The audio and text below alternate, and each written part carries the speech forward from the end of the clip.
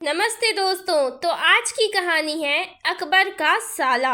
अकबर का साला हमेशा से ही बीरबल की जगह लेना चाहता था। अकबर जानते थे कि बीरबल की जगह ले सके ऐसा बुद्धिमान इस संसार में कोई नहीं है। फिर भी जोरू के भाई को वह सीधे ना नहीं बोल सकते थे। ऐसा करके वह अपनी लाडली बेगम की बेरुखी मोल नहीं लेना चाहते थे।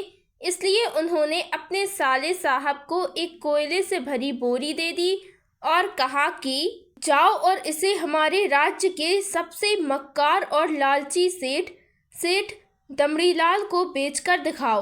अगर तुम यह काम कर गए तो तुम्हें बीरबल की जगह वजीर बना दूंगा। अकबर की इस अजीब शर्त को सुनकर साला अचंभे में पड़ गया। वह कोयले की बोरी लेकर चला तो गया, पर उसे पता नहीं था कि वह सेठ किसी की बातों में नहीं आने वाला। ऊपर से वह उल्टा उसे ही चूना लगा देगा। हुआ भी यही। सेठ दमड़ीलाल ने कोयले की बोरी के बदले एक ढेला भी देने से इनकार कर दिया। साला अपना सा मुंह लेकर महल वापस लौट आया और अपनी हार स्वीकार कर ली। अब अकबर ने वही काम बीरबल को करने को कहा। बीरबल कुछ सोचे और फिर बोले कि सेठ दमड़ीलाल जैसे मक्कार और लालची सेठ को यह कोयले की बोरी क्या, मैं सिर्फ एक कोयले का टुकड़ा ही 10,000 रुपए में बेच कर आऊंगा।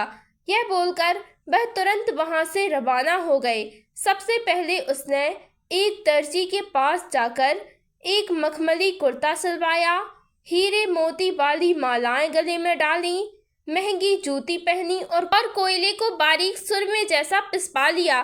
फिर उसने पिसे कोयले को एक सुरमे की छोटी चमकदार डिब्बी में भर लिया।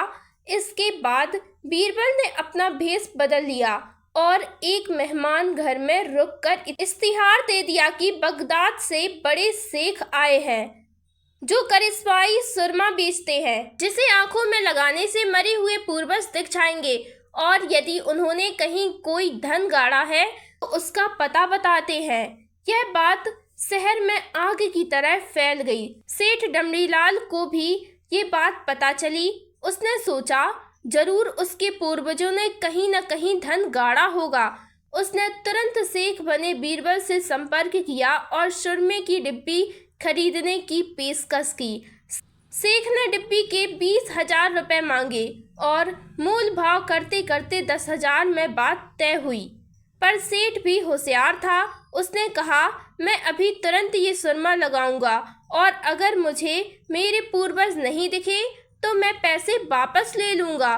बीरबल बोला, बिल्कुल आप ऐसा कर सकते हैं। चलिए शहर के चौराहे पर चलिए और वहां इसे जांच कीजिए। सुरमे का चमत्कार देखने के लिए भीड़ इकट्ठा हो गई।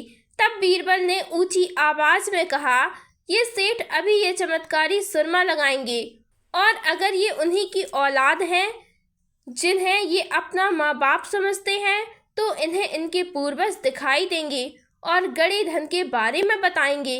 लेकिन अगर आपके माँ बाप में से किसी ने भी बेईमानी की होगी और आप उनकी असल औलाद नहीं होंगे तो आपको कुछ भी नहीं दिखेगा।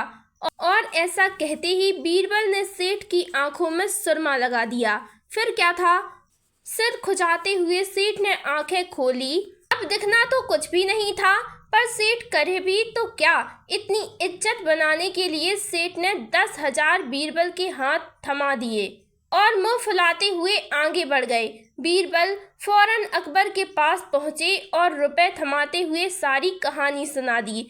अकबर का साला बिना कुछ कहे अपने घर लौट गया और अकबर बीरबल एक दूसरे को देखकर मंद मंद मुस्काने लगे। इस किस्से के बाद फिर कभी अकबर के साले ने बीरबल का स्थान नहीं मांगा। तो दोस्तों, ये थी छोटी सी कहानी। कहानी पसंद आई हो तो वीडियो को लाइक करें, चैनल को सब्सक्राइब करें। धन्यवाद।